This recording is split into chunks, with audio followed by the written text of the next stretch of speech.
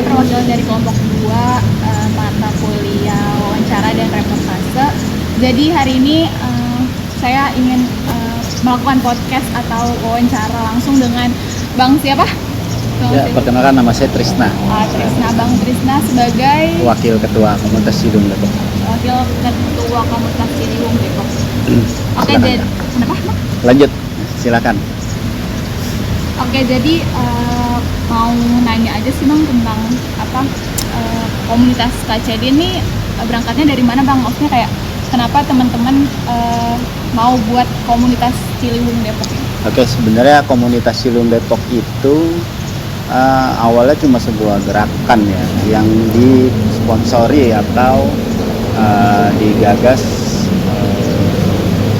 oleh Pak Destopi pada saat itu. Kemudian ada Pak Sahrul sama beberapa rekan-rekan lainnya gitu. Kalau ditanya kenapa, itu mungkin jawabannya agak panjang. Jadi sebenarnya muncul karena kekhawatiran gitu terhadap rusaknya lingkungan di sekitaran Sungai Ciliwung, khususnya bagian tengah. Ini kan kita Depok ya, Depok tuh bagian tengah gitu. Jadi pada saat itu ada satu kejadian di mana ada sepadan sungai yang pohonnya itu digusur, dihabisin ya, dibabat gitu. Kemudian dampaknya apa? Dampaknya rumah yang ada di sekitaran situ pada saat itu kebetulan musim kering, sumur-sumurnya pada kering. Akhirnya tadi Pak Taufik dan rekan-rekan itu melakukan bahasanya tuh protes lah, gerakan kecil-kecilan tuh. Gimana caranya si pihak dalam hal ini pengembang ya waktu itu sadar akan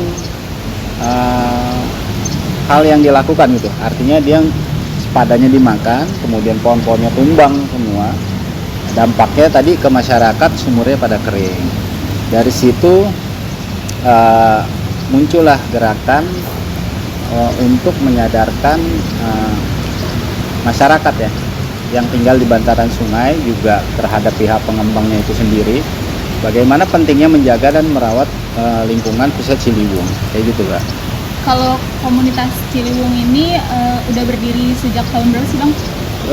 Komunitas Ciliwung Depok pertama kali berdiri itu tanggal 5 Juni tahun 2010. Itu atas dasar ya kekhawatiran tadi, karena makin rusaknya Ciliwung bagian tengah, alih fungsi menjadi perumahan, terus akses jalan ke sungainya juga udah ketutup, banyak pabrik yang ada di kanan kirinya. Jadi Ciliwung itu nggak bisa lagi dinikmati oleh sebagian teman-teman atau masyarakat yang pengen datang gitu, karena aksesnya nggak ada. Terus ngelihat beritanya juga yang dimunculkan itu yang negatif terus, jadi kayak gitulah. Kalau sekarang kondisi kualitas air Sungai Ciliwung tuh gimana ya Bang? Menurut pendataan untuk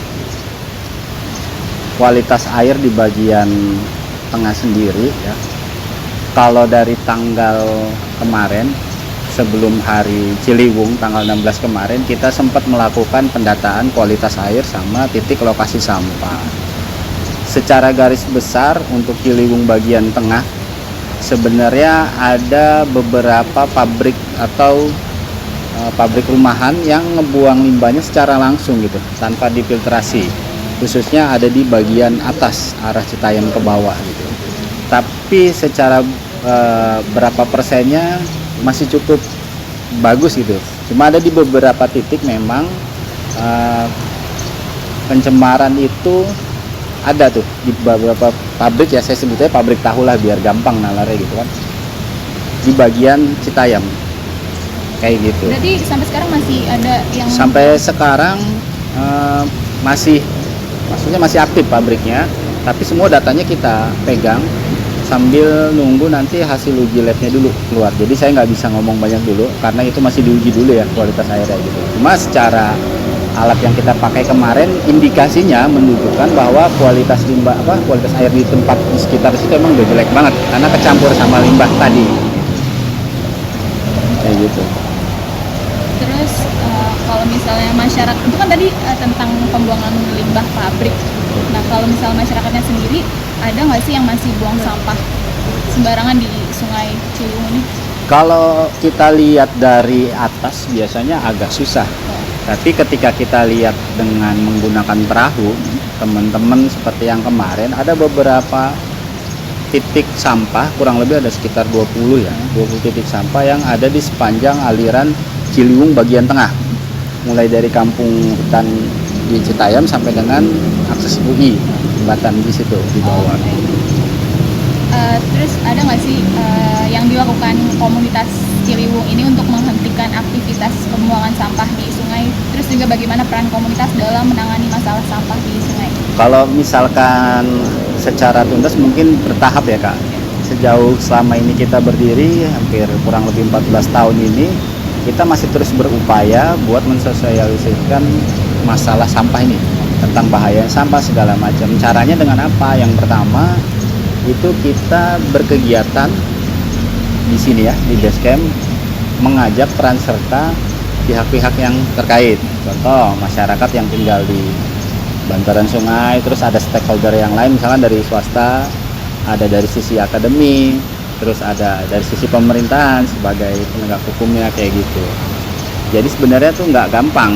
Selama kita berjuang kurang lebih 14 tahun ini pun masih ada beberapa kendala yang kita hadapi. Cuman kami dan komunitas Ciliwung Depok yakin bahwasannya dengan kita selalu bergerak aktif, selalu berkoordinasi, nanti masyarakat akan sadar dengan sendirinya, kayak gitu kan. Berarti kegiatan rutinnya per bulan atau per minggu? Kalau di kalender event setiap tahunnya itu kita kan udah ada kalender of event ya, itu yang biasanya kita laksanakan. Contoh yang kemarin ada Hari Ciliwung, ada Hari Peduli Sampah Nasional, ada Hari Sungai, Hari Bumi, kemudian ada juga 17 Agustusan. Nah, dalam rangkaian kegiatan kalender event tahunan itu biasanya kita selalu melibatkan masyarakat yang tinggal di bantaran sungai, kayak gitu Kak.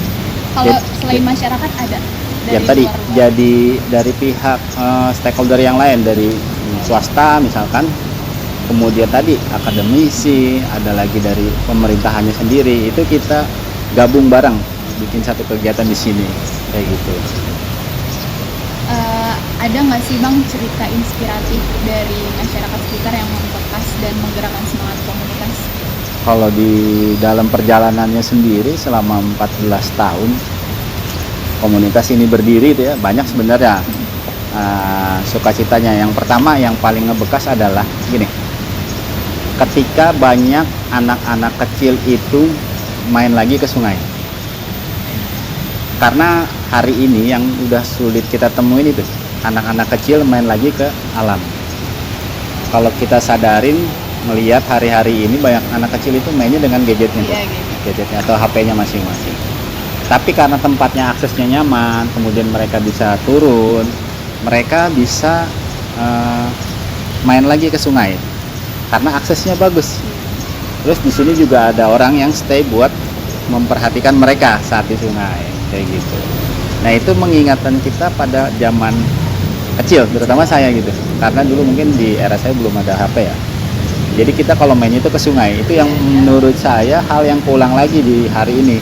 Zaman saya kecil dulu mainnya di sungai, hari ini ada anak-anak kecil yang masih manfaatkan sungai sebagai tempat bermainnya dia gitu.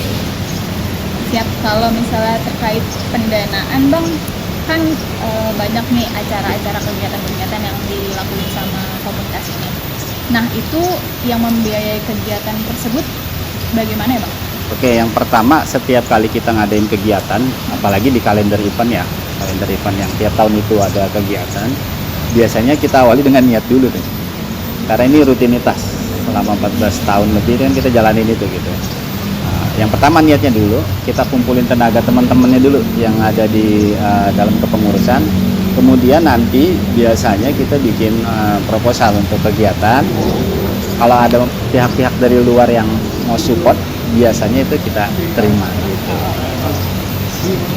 Mungkin terakhir pertanyaan penutup, pesan apa atau harapan apa dari komunitas Ciliwung untuk masyarakat atau generasi muda sekarang dalam menjaga pelestarian alam, khususnya Sungai Ciliwung untuk beberapa tahun ke depan? Yang pertama main lagi gitu, balik lagi ke Ciliwung. Jangan selalu melihat hal yang negatifnya yang diberitakan. Tanpa kita sadari sebenarnya Ciliwung itu juga banyak pelajaran yang bisa kita ambil. Sampah yang ada di Ciliwung hari ini itu bukannya sebab, tapi akibat dari satu orang yang lalai ngebuang sampah atau ngurusin sampahnya minimal di rumah masing-masing gitu. Kalau pesan saya buat teman-teman dan masyarakat, minimal kita bisa ngejaga dan ngerawat lingkungan khususnya di wilayah kita masing-masing. Mulainya itu dari diri sendiri dulu, kemudian nanti baru menyebar kemana-mana gitu.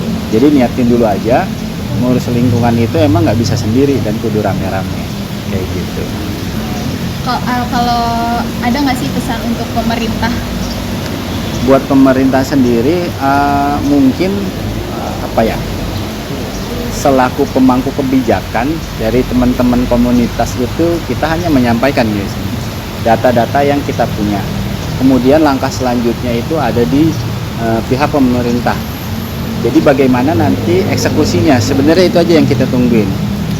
Eksekusi dari pemerintah terutama buat Ciliwung ya, yang hari ini isunya santer sampah segala macam.